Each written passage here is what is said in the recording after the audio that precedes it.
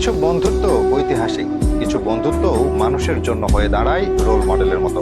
Lionel Messi ও Neymar জুনিয়রের বন্ধুত্ব কোনো সন্দেহ ছাড়াই সেই তালিকায় থাকবে সবার উপরে। যদি বলা হয় ভিন্ন মায়ের পেটে দুই আপন ভাই, তাতে কে বা আপত্তি করবে?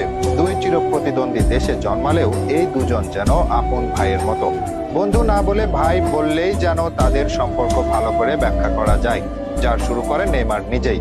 শুধু লিওনেল মেসির সাথে খেলবেন বলে রিয়াল মাদ্রিদের 3 গুণ বেশি বেতনের প্রস্তাব ছেড়ে 2013 সালে যোগ দিয়েছিলেন বার্সেলোনায়। এ তথ্য প্রকাশ করেছেন নেইমার নিজেই। সাম্প্রতিক এক সাক্ষাৎকারে নেইমার বলেন, রিয়াল থেকে আমাকে ব্ল্যাঙ্ক চেক দেওয়া হয়েছিল, যত ইচ্ছে তত দিতে প্রস্তুত ছিল, তবে আমি মন থেকে শুধু বার্সেলোনাকে চেয়েছি। ফ্লোরেন্তিনো সব সময় আমাকে পছন্দ করত, তবে আমার চিন্তায় ছিল রোনালদিনহো সেখানে খেলেছিল আর আমি মেসির সঙ্গে খেলতে চেয়েছিলাম। বন্ধুত্বের শুরু করেন নেইমার নিজেই। মেসির সাথে খেলার স্বপ্ন নিয়ে চলে আসেন ইউরোপে।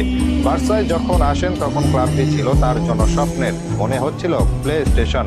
সেখানে ছিলেন Lionel Messi, Xavi Hernandez, Iniesta, Sergio Busquets, Pique, Dani Alves সহ আরো অনেক বড় বড় খেলোয়াড়।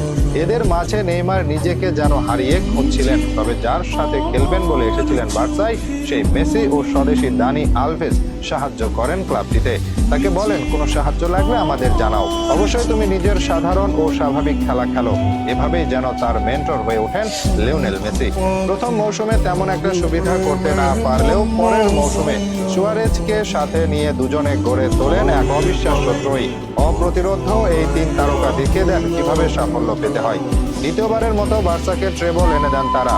দুজনের বন্ধুত্ব জমে হয়ে ওঠে ক্ষীর। তবে এক সময় মেসিকে আঘাত করেন নেইমার নিজেই। কিন্তু কিভাবে? 2017 সালে বার্সা ছাড়তে চান নেইমার। মেসি বেশ তাকে বুঝিয়েছিল, বলেছিল ক্লাব না ছাড়ার জন্য, তবে সেটা শোনেনি নেইমার। মেসির বার্তা ছিল পরিষ্কার, যদি সেরা খেলোয়াড় হতে চাও আমি তোমাকে সেরা খেলোয়াড় বানাবো। তাতেও মন গলেনি ব্রাজিলিয়ান তারকার। সেদিন যে মেসি কষ্ট পেয়েছিল সেটা বোঝা তেমন কঠিন কাজ না। ঠিকই রেকর্ড ভেঙে ইতিহাসের সবচেয়ে দামি দলবদল রেকর্ড গড়ে চলে যায় প্যারিস সেন্ট জার্মেইনে।